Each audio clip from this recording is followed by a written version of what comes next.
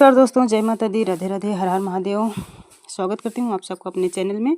आप लोगों के बीच एक भाई बहन का दर्द भरा सोहर गीत लेके आई हूँ। कैसा लगा कमेंट बॉक्स में ज़रूर बताइएगा।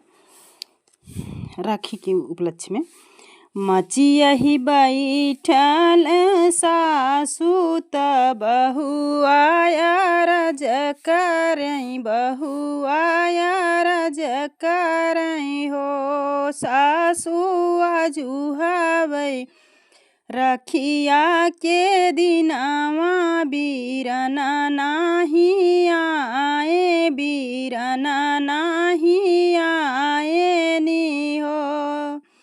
सासू आजू हवे रखिया के दिनावा, बीरना नाही आए, बीरना नाही आए नी हो। सासू है सोचिया वै रोवैया की मनावा दुखित भय, मनावा दुखित भय हो। काहे बहु मनावा दुखित भय, काहे खातिर रोयू तू, काहे खातिर रोयू हो। बहुअर धीरा धारा आई है बीरनावा, तरखिया तू ही बान्हू, तरखिया तू ही बान्हे हो। बहुअरी लाई आई है धानी रंग चुनरिया, पहिरी रखिया बांधू, पहिरी रखिया बांधी हो। जो हाथ रहली बाहिनिया त भैया के डगरिया, त भैया के डगरिया, त सुसुकी सुसुकी रोवई, सुसुकी सुसुकी रोवई हो। डेवड़ी पे बैठी नदिया त भौजी से यारज करई, भौजी से यारज करई हो।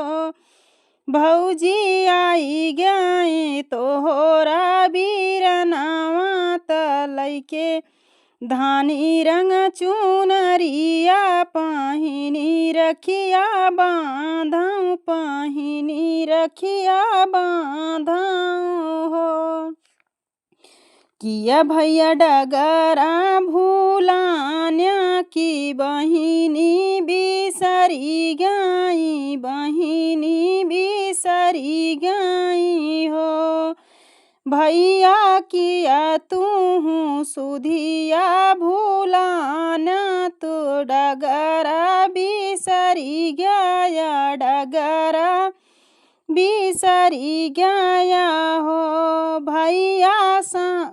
भैया कवना संकट तोहरे पड़ेला, की एतानी तू देर की है, एतानी तू देर की हो। नाही बहिनी सुधिया भूलाने, त डगरा भूलाने, त डगरा भूलाने नी हो। बहिनी माई जसा जई चुनरिया, त एही में देर भाई, एही में देर भाई हो। बहिनी भौजी तोहरी साजई चुनरिया, त एही में देर भाई, एही में देर भाई हो। ऐसे काहे बोलू मोरी बहिनी की मनावा दुखित भाई, मनावा दुखित भाई हो। बहिनी बेच दे बैठल तलवारिया, त बाबा के घोड़ावा, त बाबा के घोड़वाई हो। बहिनी बेची देबै सिर के पगड़िया, चुनरिया लैके आउबै त रखिया बान्हउबै त रखिया बान्हउबै हो। बहिनी बेची देबै सिर के पगड़िया, चुनरिया लैके आउबै त रखिया बान्हउबै हो। बहिनी तोहरे इज्जतिया पे आचिया, हम आबै नाही देबै, हम आबै नाही देबै ना तोहके बिसरउबै, हम रखिया बान्हउबै त नेग कुछ देबै, नेग कुछ देबै हो। बहिनी जब तक रहे मोरी उमरिया, त तोरे घर आउबै, हम रखिया बान्हउबै, हम रखिया बान्हउबै ना तोहे बिसरउबै, ना तोहे बिसरउबै हो।